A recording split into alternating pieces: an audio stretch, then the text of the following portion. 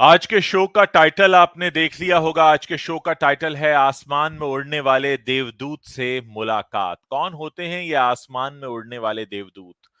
मैं आपको बताना चाहूंगा कि ईश्वर न करे कि आप अफगानिस्तान जैसी जगह पर कहीं फंसे हों और इंतजार कर रहे हों कि कोई आएगा आपको बचाने और आपको बचा कर ले जाए। वही होता है आजकल आसमान में उड़ने वाला देवदूत। हमने एक एयर होस्टेस हैं श्वेता शंके, मैंने उनकी कहानी आपको बताई थी कि किस तरह से वो 129 यात्रियों को अपने विमान में बचा कर लेकर आई, भारत वापस लेकर आई सकुशल। तो ऐसे ही एक आसमान में उड़ने वाले देवदूत से मैं आपकी मुलाकात करना आने वाला हूं। आप जानते ही हैं कि मेरे प्लेटफॉर्म पर हम रियल लाइफ हीरोज की बात करते हैं। रियल लाइफ हीरोज वो होते हैं जो असल जिंदगी में वाकई कुछ ऐसा काम करते हैं जिसकी वजह से हम कुछ अपने जीवन में ऊपर जाते हैं, खुद को सुरक्षित महसूस करते हैं, जो समाज के लिए कुछ करते हैं। ऐसे ही आसमान में उड़ने वाले एक दूत, देवदूत को हम लेकर आए हैं अपने प्लेटफॉर्म पर। जैसा मैंने आपको थोड़ी देर पहले बताया कि अगर आप अफगानिस्तान जैसी किसी जगह पर फंसे हैं, तो आपको बचाने के लिए अगर कोई आसमान से उड़ता हुआ आता है, तो वो आसमान में उड़ने वाला देवदूत ही है। हमारे साथ ऐसे ही एक देवदूत जुड़ रहे हैं, जो भारत के लोगों को बचाने का काम करते रहे हैं पिछले काफी लंबे समय से, और आज उन्होंने हमारे लिए वक्त निकाला है। मैं इनवाइट कर रहा हूं हमारे आज के खास मेहमान को। दानिश, आपका स्वागत है। नमस्कार उज्जवल जी, कैसे हैं आप? मैं ठीक हूं। मैं अपने दर्शकों को आपका परिचय दे रहा था कि आपके जैसे लोगों को हम देवदूत ही कहते हैं, आसमान में उड़ने वाले देवदूत, क्योंकि अगर आप जमीन पर किसी देश में फंसे हैं जहां से आपका निकलना बहुत जरूरी है और आप नहीं निकल पा रहे हैं, तो आप जैसे लोग ही आते हैं। दानिश का मैं परिचय करा दूं, मैंने श्वेता शंके वाली स्टोरी की थी, जिसमें मैंने बताया था कि कैसे वो नागपुर की जो एक एयर होस्टेस हैं, उन्होंने 129 यात्रियों को सकुशल भारत पहुंचाया। दानिश भी कुछ वही काम करते हैं, एयर इंडिया के साथ जुड़े हुए हैं। और अब आगे की बातचीत मैं चाहूंगा दानिश खुद करें, अपने बारे में बताएं, वो कहां से ताल्लुक रखते हैं और अब तक उन्होंने कितने ऐसे ऑपरेशंस किए हैं, साथ ही इसमें किस तरह के चैलेंजेस होते हैं और उन्हें किस तरह की ट्रेनिंग दी जाती है। Danish, over to you. सबसे पहले तो उज्जवल, आपका बहुत बहुत धन्यवाद कि आपने मुझे इस लायक समझा, मेरी सर्विसेज को रिकॉग्नाइज करा। Thanks a lot from the bottom of my heart. और आपके सारे लिसनर्स को मेरा तहे दिल से धन्यवाद। जिस तरीके से आपने मेरा इंट्रोडक्शन दिया है, मेरा नाम दानिश वारसी है। पिछले 10 सालों से मैं एयर इंडिया में दिल्ली में as a cabin crew posted हूँ, जिसे आप हिंदी में भी बोल सकते हैं कि वरिष्ठ विमान परिचारक हूँ। और हम्म। मैंने सेवाएं अपनी दे रहा हूँ। और इन दिनों हम काफ़ी व्यस्त हैं अपने मिशन वंदे भारत की तरफ, जो हमारे हम्म। माननीय प्रधानमंत्री जी के नेतृत्व में हो रहा है। जी। उसमें हम लगे हुए हैं, तन मन धन से जी। अपनी सर्विसेज दे रहे हैं और अपने कंट्री को सर्व कर रहे हैं, और ये मेरे लिए बहुत प्राउड की बात है। तो आपने अब तक किन किन देशों में ऐसी सेवाएं दी हैं, और थोड़ा बताइए हमें डिटेल में, क्योंकि दर्शक जानना चाहेंगे कि क्या होता, क्या इस तरह के ऑपरेशंस कैसे होते हैं। जिस दिन पेंडेमिक आया था 2019 मार्च से, तभी से हम लोग को इंस्ट्रक्शंस मिल गए थे कि ऑल ओवर ग्लोब में जाके जितने भी इंडियंस या फॉरेनर्स हैं, उनको अपने अपने देश में स्वस्थ तरीके से और सेफली लेकर आना है। तो हमें उसी तरीके से इंस्ट्रक्शंस मिल गए थे। अभी तक मैं यूं कहूं कि मोर देन 200 एंड 300 फ्लाइट्स में ऑपरेट कर चुका हूं ऑल ओवर वर्ल्ड, जिसमें से मेन जो फ्रैंकफर्ट, पेरिस, लंदन, यूरोप के सारे सेक्टर्स, इवन दो वॉशिंगटन। और अभी बीच में जो इंडिया में बहुत बड़ी आपदा आ गई थी उज्जवल, जिसमें ऑक्सीजन की बहुत बड़ी कमी हो गई थी, उसके लिए हम लोग ऑक्सीजन कॉन्सेंट्रेशन लेने के लिए वॉशिंगटन भी पहुंचे थे, जिसमें से 80 मैट्रिक टन हमारे एयरलाइन ने और हम लोगों ने लाने का काम किया। और देशवासियों को अपना जितना भी हमसे हो सका उतना हमने करने की कोशिश की। वाकई दानिश, बहुत जरूरी होता है इस तरह के सरकारी प्रयासों के बारे में आप जैसे लोग बताएं, क्योंकि आप लोग ऐसे कामों को अंजाम दे रहे हैं, बहुत एक्टिवली आप इन्वॉल्व होते हैं। आप थोड़ा और डिटेल में बताएंगे कि किस तरह से ये सारा मैनेज होता है, आपकी कोई खास ट्रेनिंग दी जाती है, आपको क्या बताया जाता है, और ऐसा करते वक्त आप किन खास बातों का ध्यान रखते हैं। उज्जवल, जब भी हम कोई फ्लाइट पे चढ़ते हैं तो उससे पहले, जैसे कि पैंडेमिक चल रहा है, तो हम कोई भी ड्यूटी लेने से पहले हमें अपना कोविड की जांच करानी होती है, जो कि बहुत हम्म। ज़रूरी है। अगर हम नेगेटिव होंगे तभी हम फ्लाइट ऑपरेशंस को आगे अंजाम दे सकते हैं, क्योंकि हर कंट्रीज के अपने लॉ ऑफ लैंड्स होते हैं। हम्म। और उसके बेस पे अगर हम वहाँ जा रहे हैं तो हमारा मेन फोकस बच्चों पर और वहाँ के जो ओल्ड एज पैसेंजर्स हैं, क्योंकि मुझे आज भी याद है जब मैंने फर्स्ट फ्लाइट फ्रैंकफर्ट करी थी, तो जब फर्स्ट वेव पैंडेमिक की आई थी, तो people was हाउलिंग and shouting like anything. इतने परेशान थे, जो एयरपोर्ट्स लोगों से खचाखच भरे होते थे। जब हम वहां लैंड करे तो वहां पे सब कुछ खाली, और ऐसा लग रहा था जैसे पता नहीं यहाँ मातम का माहौल है। और उस बीच में उन लोगों को निकाल के लाना, और जिस तरीके से हमें गाइडलाइंस दी गई, उन गाइडलाइंस को फॉलो करके, एसओपीस को फॉलो करके हम उस चीज को अंजाम दिया। तो ये एक, मैं अपने आप को प्रिविलेज समझता हूँ, और thanks to God and thanks to my country, उन लोगों ने मुझे लायक समझा कि शायद हम अपनी छोटी मोटी, अपनी जो भी हमारी ट्रेनिंग्स रही हैं, उन ट्रेनिंग्स के बेस पे हम जितने भी यात्री हमारे हैं, हमारी कोशिश ये रहती है कि उनको सेफली, सिक्योरली उनके अपने परिजनों के साथ उनको जोड़ें। बिल्कुल, हमारे दर्शक भी आपके लिए काफ़ी अच्छी सारी बातें लिख रहे हैं, वो आपको रियल लाइफ हीरो बता रहे हैं और वो भी इस बात का समर्थन करते हैं कि वाक़ई आप देवदूत हैं जो लोगों को बचाने के लिए पहुँचते हैं और इसमें आपको अपने लिए भी खतरा रहता है क्योंकि जब आप पैंडेमिक सिचुएशन में फ्लाई कर रहे हैं, डिफरेंट कंट्रीज़ में जा रहे हैं तो ईश्वर ना करे कि आपको भी वो इन्फेक्शन या वो परेशानी आपको भी हो सकती है और जैसा हमने अफ़गानिस्तान में भी देखा कि एक जहाँ पर एक बैटलफ़ील्ड बना हुआ है जो कंट्री, वहाँ पर लोगों को जाकर बचाना और इस तरह से तो वाक़ई ये तो वाक़ई बहुत एक बहादुरी का काम भी है और एक ऐसा काम भी है जिसमें आपको खुद को भी बचाना होता है। बिल्कुल ठीक कहा आपने उज्जवल, क्योंकि मैं खुद 2 बार पॉजिटिव रहा। जब ओह! मुझे आज भी याद है, फिलीपींस से जब मैं लौट कर आया, मनामा फ्लाइट कर आया, तो नेक्स्ट जब मैं फ्लाइट ऑपरेशंस करने के लिए जा रहा था और जब मेरा कोविड की जाँच हुई, तो मैं पॉजिटिव पाया गया, and I was hmm, hmm, hmm. Stunned. मैं बिल्कुल, कुछ मेरे पास वर्ड्स नहीं थे। 14 डेज़ मैं क्वारंटीन रहा, अगेन जब मेरा टेस्ट हुआ, अगेन मैं पॉज़िटिव हो गया। मुझे ऐसा लगा कि सब कुछ खत्म हो गया है। मेरे बच्चे, मेरी मेरी वाइफ़, मेरे जितने भी फैमिली मेंबर्स थे, वो they was so worried about me. लेकिन मैंने अपनी एक विल पावर से उस चीज़ को अंजाम दिया। अब मैंने सोचा कि नहीं, कंट्री इज़ फर्स्ट, मुझे अपने आप को सही रखना है, कैसे करके जो भी प्रोटोकॉल्स फ़ॉलो करने थे वो करे, अपनी सेहत को सही रखा, और कोशिश करके फिर से एक बार मैं दोबारा फील्ड पर आ गया। दानिश ये सब आपने बिल्कुल बताया, मैं वही सवाल पूछने वाला था कि आप अपने परिवार से भी दूर रहते हैं और ज़ाहिर है क्योंकि आप फ्रीक्वेंटली ट्रैवल कर रहे हैं और कोरोना पूरी दुनिया में फैला है, तो ये भी हो सकता है कि शायद आप जब घर भी जाते होंगे तो अपने परिवार से थोड़ी दूरी रखते होंगे ताकि एक होता है ना थोड़ा प्रोटोकॉल तो आपको रखना पड़ता होगा। बिल्कुल, बिल्कुल। जिस दिन मैं पॉज़िटिव हुआ था, उसी दिन I was posted in Delhi, और मुझे आज भी याद है, मैंने अपनी वाइफ़ को और अपने बच्चों को मेरे अपने नेटिव प्लेस भेज दिया था। जब मैं बरेली से ताल्लुक़ रखता हूँ, यूपी से। तो ओके, मैंने ओके, उनको ओके। वहाँ भेज दिया, और मेरी डॉटर और मेरा एक सन है, तो उनको मैं वीडियो कॉल पे देखता था। आई वाज़ टोटली अलोन, क्योंकि उस टाइम पे जो सिचुएशंस होती है, जब वो जिसके ऊपर वो बीत रही होती है उज्जवल, वो ही समझ सकता है। हम लोग न्यूज़ देख रहे होते हैं, हम लोग बहुत पैनिक देख रहे होते हैं, लेकिन जिसके ऊपर बीत रही होती है, अकेले कमरे में आप बंद हैं, आपका खाना आपको नीचे से दिया जा रहा है, आपको कोई पूछने वाला नहीं है, आपको पीपीई किट पहनाकर दूर खड़ा कर दिया जाता है, आपको कोई छूने वाला नहीं है, आपको कोई देखने वाला नहीं है।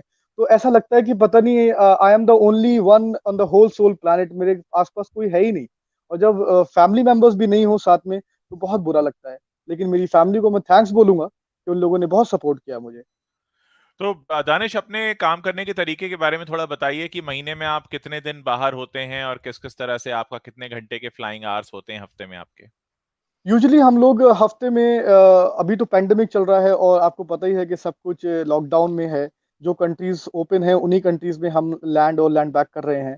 ज़्यादातर हम लोग महीने में या हफ्ते में, आप बोल सकते हैं, एक ही फ्लाइट हमें मिल रही है, और उस हिसाब से हम जा रहे हैं कोविड की जाँच करा कर।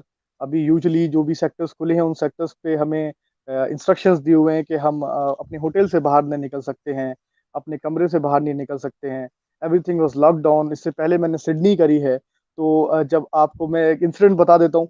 सिडनी में जब हमने चेक इन किया, चेक इन करने के बाद हमारी लिफ्ट्स बंद कर दी, और हमें खाना जो था नीचे से दिया गया, और जब हम चेकआउट करके अपने देश की तरफ रवानगी कर रहे थे, तभी हमारा उन लोगों ने लिफ्ट खोला। Even smoking zone is totally closed, market was close, हम नहीं जा सकते कहीं पर भी। अब तो थोड़ा बहुत खुल रहा है, बट अभी भी प्रिकॉशंस बहुत हैं उज्ज्वल। तो मैं यही चाहूँगा कि आपने जो कुछ भी इस दौरान सीखा है, वो आप हमारे दर्शकों को बताएँ कि ज़ाहिर है कोरोना हम सबके लिए एक नया अनुभव था। हम में से किसी ने भी ऐसी बीमारी कभी ना देखी थी, ना सुनी थी। हम सब ने बहुत कुछ पहली बार देखा। आपने ज़्यादा करीब से देखा क्योंकि हम ज़्यादातर लोग घरों में कैद रहे और आप उस वक़्त जब लोग घरों में कैद थे, आप उस वक़्त बाहर जा रहे थे और ना सिर्फ़ बाहर जा रहे थे बल्कि कई जगहों पर जा रहे थे। आपने क्या सीखा और क्या आप कहना चाहेंगे इसके बारे में? बहुत अच्छा सवाल है उज्जवल आपका। मैंने अगर मैं यूं कहूं कि लोग ऊपर वाले को भूल चुके थे। लोग प्रेयर कर रहे हैं, लोग सब कुछ कर रहे हैं, लेकिन एक ऊपर एक एनर्जी है जो हम सबको देख रही है, जो हमें कंडीशनली देख रही है, जो लिमिट हमें दे रही है, जो हमें बता रही है कि अभी भी ठहर जाओ, वक्त है। अगर हमने अपनी लाठी चला दी तो आप लोग संभल नहीं पाओगे।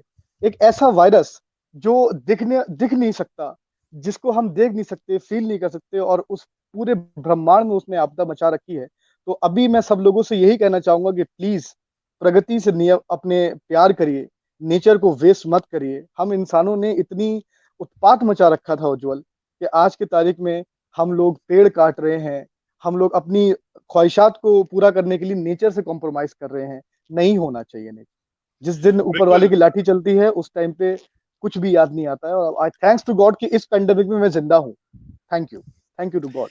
मैं बिल्कुल इसी तरह से मैं भी अपने अनुभव लोगों को बताता हूं, जो कुछ भी मैंने समझा है कि हमने बहुत सी गैर जरूरी चीजों को जरूरी बना रखा था और बहुत सी जरूरी चीजों को हम भूल चुके थे, और ऐसे भूल चुके थे मानो हम उनको फॉर ग्रांटेड लेने लगे थे। इनफैक्ट हमने ये मान लिया था कि इनके बिना तो हमें फर्क भी नहीं पड़ेगा, और फिर हमें एहसास हुआ कि जिन चीजों को हम गैर जरूरी समझते थे वो कितनी जरूरी हैं। हम वो जो महंगे कपड़े, महंगे जूते, दुनिया भर का साजो सामान जो हम अपने लिए रखते हैं, वो सब अलमारी में पड़ा हुआ बेकार और पुराना होता रहा, और तब हमको समझ में आया कि हम जो अपनी मेहनत की कमाई या अपना समय या अपनी तवज्जो जो हम ऐसी चीजों पर खर्च कर रहे थे, वो कितनी गैर जरूरी हैं। और असल में जो चीजें जरूरी हैं, जो सबसे ज्यादा हमारे पास होनी चाहिए, खास होनी चाहिए, हमने उन्हें ही नजरअंदाज किया हुआ था। मुझे लगता है कि कोरोना का समय हमें यही बताने समझाने आया था, और हम सब ने टेक्नोलॉजी का सही इस्तेमाल भी सीखा। हम सब ने अपनी इम्यून सिस्टम को भी स्ट्रांग रखना कितना जरूरी है,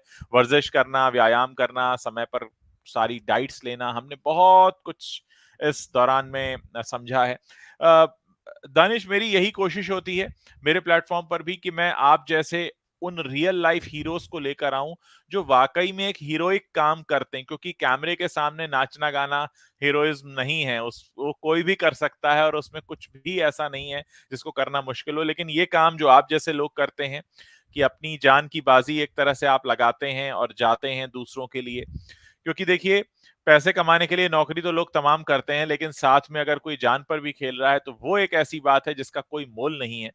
अनमोल जान जो है वो अनमोल है, और ऐसा काम आप कर रहे हैं। निश्चित रूप से मैं चाहूंगा कि आप इसी तरह लोगों को इंस्पायर करें, लोगों को बताएं अपनी कहानियों के बारे में, ताकि लोगों के मन में आप जैसे लोगों का जो प्रोफेशन है उसके लिए एक रिस्पेक्ट पैदा हो। क्योंकि मैंने देखा है कि हर कोई सिर्फ अपनी लाइफ में और अपने उनके आसपास की जिंदगी में इतना मशरूफ रहता है कि उसको फर्क नहीं पड़ता कि आप जैसे लोग किस तरह से देश दुनिया समाज की सेवा कर रहे हैं। और यही वो वजह है जो मैं आपको आज अपने मंच पर लेकर आया, क्योंकि मैं ये चाहता हूं कि लोगों तक ये बात पहुंचे। अगर हम अपने 10 मिनट 15 मिनट आपके इंटरव्यू पर खर्च कर रहे हैं, तो कम से कम वो हमारा एक टेक अवे होगा कि हमने आज जाना कि एक एयरलाइन में काम करने वाले जो क्रू होते हैं, क्रू मेंबर्स होते हैं, उनकी लाइफ एक्चुअली कितनी डिफिकल्ट होती है। थैंक यू उज्जवल। और मैं सिर्फ यही बोलना चाहूंगा, अक्सर बोलता हूँ कि कोई तो है जो निजाम में हस्ती चला रहा है, वही खुदा है। जो दिन को रात और रात को दिन बना रहा है, वही खुदा है। तो रिस्पेक्ट नेचर बहुत जरूरी है। बहुत बहुत खूब। बिल्कुल, मैं हमेशा कहता हूं कि ये जो नेचर है यही असल में गॉड है, यही असल में वो सुपर पावर है जिसने हम सबको एक तरह से बांधा हुआ है। अब आप देखिए, एक बीमारी जो थी वो चाइना में शुरू हुई और कैसे पूरी दुनिया के हर गली कूचे तक पहुंच गई। कोई बिल्कुल। किस दुनिया की ऐसी कोई गली नहीं है, चाहे चाइना से हजारों किलोमीटर दूर क्यों ना बैठे हों, कि वहां तक वो आवाजें पहुंची, उस दर्द की आवाजें पहुंची, और हम सब आज भी उस पुरानी वाली दुनिया में वापस नहीं जा पाए हैं इतना समय बिल्कुल। बीतने के बाद। और शायद हम कब जा पाएंगे, जा भी पाएंगे, नहीं जा भी पाएंगे, हम नहीं वी जानते। Never know Ujjwal, we never know. Yes, yes, yes. मुझे तो ऐसा लगता है कि कोरोना ने हम सबकी जिंदगी हमेशा के लिए बदल दी है।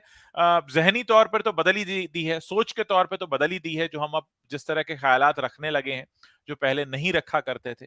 तो आप मेरे मंच पर आए, आपने अपना वक्त निकाला, और मैं अपने दर्शकों को बता दूं कि इस समय दानिश वॉशिंगटन में है, तो मेरे ख्याल से 12 घंटे से ज्यादा का फर्क, टाइम डिफरेंस है जी। इस समय। तो आपने समय निकाला, इसके लिए बहुत बहुत शुक्रिया। और थैंक यू आपके उज्जवल, जरिए थैंक्स अ लॉट।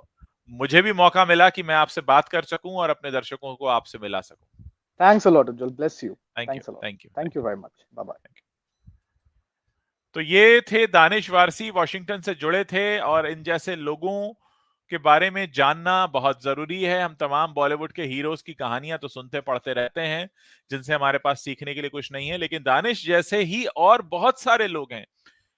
चेहरा इनका दिख रहा था, लेकिन इनके पीछे आवाजें जो थी वो सैकड़ों हजारों आवाजें थी, जो इस तरह का काम करते हैं, अपनी जान की बाजी लगाते हैं, और शायद हम में से बहुत से लोग इनका नाम भी नहीं जानते, या कभी इंटरेक्ट भी नहीं करते, या बात करने की कोशिश भी नहीं करते।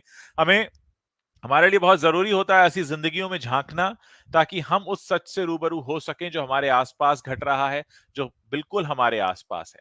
बहुत सारे लोग सुशांत सिंह राजपूत पर सवाल पूछ रहे हैं कि सुशांत सिंह राजपूत पर कोई खबर क्यों नहीं आ रही है।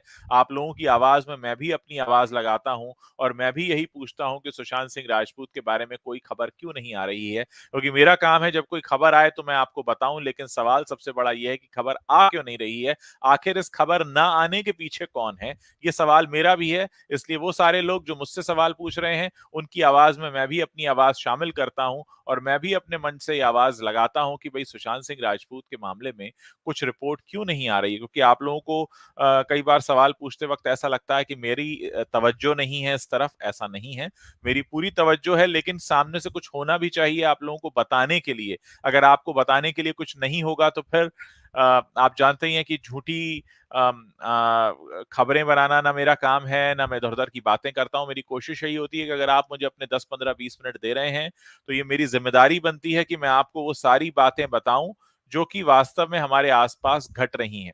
मैं आप लोगों से जानना चाहता हूं कि क्या आपने और कोई ऐसा मंच देखा है जहां पर आपको बॉलीवुड से जुड़ी जानकारी भी मिले, जहां पर आपको ओलंपिक से जुड़ी जानकारी भी मिले, जहां पर आपको रियल लाइफ हीरोज से मिलने का मौका भी मिले, जहां आपको हमारे छोटे-छोटे शहरों में हो रहे क्राइम के बारे में भी पता चले, और कोई ऐसा मंच जो आपको बॉलीवुड के पीछे की कड़वी सच्चाइयां भी न सिर्फ बताता हो, दिखाता हो, बल्कि अपनी तरह से समझाता भी हो। तो मेरी हमेशा एक ईमानदार कोशिश ये रहती है कि मैं आप तक अगर पहुंच रहा हूं और आप मुझ तक पहुंचे हैं, तो हमारा ये आपका जो हमारा मिलना है ये थोड़ा कारगर हो। इसमें मैं कुछ आपको ऐसा दूं जो आपको कहीं और ना मिल रहा हो, और अ, इस वादे के साथ मैं हमेशा खड़ा हूं कि मैं अपनी तरफ से हमेशा वो कोशिश करता रहूंगा कि आपको जो जानना चाहिए वो मैं आप तक पहुंचाता रहूं, क्योंकि आप लोग बहुत भरोसा करके मेरे मंच के साथ जुड़े हैं। मैं देखता हूं आप लोगों के कमेंट्स आते हैं, फेसबुक पर भी आते हैं, यूट्यूब पर भी आते हैं, ट्वीट्स भी आप मेरे पढ़ते हैं, आप रिप्लाई भी करते हैं। अभी मुझे कुछ लोगों ने बताया कि सुशांत सिंह राजपूत को लेकर बहुत सारे एसएसआरियंस आपस में एक दूसरे पर आरोप प्रत्यारोप कर रहे हैं। मैं हमेशा से कहता हूं कि आपस में एक दूसरे पर आरोप प्रत्यारोप करने से कोई मतलब नहीं है। आप अ, जिस कॉज के साथ खड़े हैं वहां खड़े रहिए, और अपने आसपास की दुनिया पर नजर भी रखिए, क्योंकि बहुत कुछ ऐसा हमारे आसपास होता है जिस पर हमारी तवज्जो नहीं जाती, पर तवज्जो जानी चाहिए। और ये काम मैं इसलिए अपने मंच से कर रहा हूं क्योंकि मैं अपनी एक जिम्मेदारी समझता हूं कि आप लोग अगर मेरे साथ जुड़ते हैं, मंडे टू फ्राइडे मैं आपसे कहता हूं कि 9 बजे आऊंगा, मैं आपसे 15-20 मिनट बात करूंगा, आपको कोई एक मुद्दा समझाऊंगा, नहीं तो किसी शख्सियत से मिलवाऊंगा, नहीं तो कहीं ऐसी तरफ रोशनी लेकर जाऊंगा जहां पर जाना जरूरी है। मैं आपको बता दूं, मेरा 20 साल का जो अनुभव है उसमें मैंने सिर्फ बॉलीवुड को ही कवर किया है। इसके अलावा अन्य चीजों को मैंने बहुत ही लिमिटेड कवर किया। जैसे जिस दौरान संजय दत्त की पेशी हुआ करती थी टाडा कोर्ट में, उस वक्त मैं कोर्ट भी कवर कर रहा था। ऐसे कुछ मौके रहे हैं जहां पर मैंने अदर देन बॉलीवुड भी कवर किया है। लेकिन तब भी एक आम आदमी की सोच के हिसाब से मेरी पूरी कोशिश होती है कि अगर आप मेरे साथ जुड़े हैं तो मैं आपको उसी नजर से वो खबरें, वो बातें बताऊं। और मेरा हमेशा से मानना है कि अगर आप एक आम शहरी हैं, अगर आप एक आम नागरिक हैं, तो ये आपकी बहुत बड़ी जिम्मेदारी बनती है कि आप उस तरफ देखें जहां की देखा जाना जरूरी है। बहुत से ऐसे प्लेटफॉर्म्स हैं जो आपको वो बताते हैं जो ट्रेंडिंग है, जो ट्रेंड कर रहा है, जो ट्रेंड कर रहा है, या जो इंफॉर्मेशन है वो आपको कोई भी दे देगा। लेकिन उस जगह पिन पॉइंट करना जहां पर आपका एक, मैं कह सकता हूं, जो ह्यूमन एंगल स्टोरीज हैं उनकी तरफ भी मेरी नजर हमेशा जाती है। मैं आपको कई बार ऐसी कुछ मजेदार स्टोरीज और मजेदार कहानियां भी बताता हूं जिनका सीधे तौर पर न्यूज या समाचारों से कोई लेना देना नहीं है, लेकिन हमारे आसपास घटती हैं, और क्योंकि वो हमारे आसपास का सच है, इसलिए आप आपको उनके बारे में जानना चाहिए, और यही मेरी हमेशा से कोशिश होती है। बहुत ज़्यादा लोग मेरे साथ वो जुड़े हुए हैं जो सुशांत सिंह राजपूत के फैन्स हैं और वो हमेशा मुझसे उसी केस को लेकर कई बार सवाल करते हैं और मैं उनको हमेशा यही जवाब देता हूँ कि जब भी कुछ होगा तो मैं सबसे पहले आपको बताने आऊँगा, लेकिन मैं उनमें से नहीं हूँ जो कुछ ना हो और सिर्फ एक just to create a video मैं आपको एक वीडियो क्रिएट करके बता दूँ। अ, एक और मैं बात आप लोगों को बताना चाहूँगा कि जब भी आप कोई खबर पढ़ते हैं, तो मैंने आपको हमेशा एक बात बताई है कि आप अपना चश्मा, अपना तराजू तैयार रखिए, अपनी घड़ी हाथ में पहनिए, अपना कैलेंडर रखिए। इसका मतलब ये है कि अपनी सोच, समझ, लॉजिक इसके हिसाब से आप उन खबरों को देखिए क्योंकि आपको बहुत सी खबरें सिर्फ बनाकर बेची जाती हैं, एक एजेंडा बेचा जाता है और वो एजेंडे में आप मत फंसिए। अपना दिमाग ज़रूर लगाइए, सवाल ज़रूर पूछिए। जो जैसा लिखा है, उस पर आपका सवाल आना ज़रूरी है। तो ऐसी तमाम बातें हैं जो मैं आपको बताने आता रहता हूँ और मुझे लगता है कि आज मैंने आपके पहले ही 20 मिनट तो मैं ले चुका हूँ और ज़्यादा समय नहीं लूँगा और जाते-जाते बस आपको यही याद दिलाना चाहूँगा कि मेरे 2 चैनल्स और हैं यूटी रील्स और माय लाइफ मंत्रा। तो यूटी रील्स पर भी मैं आप लोगों के लिए करीब 300 से ज़्यादा वीडियोज़ पोस्ट कर चुका हूँ। अगर आपने नहीं देखे हैं तो आप जाकर देख सकते हैं। आपको एक मेरी पर्सनैलिटी के नए एस्पेक्ट को जानने का मौका मिलेगा यूटी रील्स में और इसके अलावा जो माय लाइफ मंत्रा है वहाँ पर कुछ मोटिवेशनल टॉक्स होती हैं, एस्ट्रोलॉजिकल वीडियोज़ होते हैं, वहाँ पर भी मेरे आपको मेरे पर्सोना का एक अलग रूप देखने को मिलेगा और मुझे उम्मीद ही नहीं पूरा विश्वास है कि आप उससे भी ज़रूर कुछ सीखेंगे। आप लोगों का साथ बना रहे इसी तरह, तो मैं आप लोगों से रोज़ मिलने आता रहूँगा। बहुत-बहुत शुक्रिया मुझे सुनने के लिए और मुझे हमेशा आप लोगों के साथ की ज़रूरत रहेगी। शुक्रिया, शुभ रात्रि,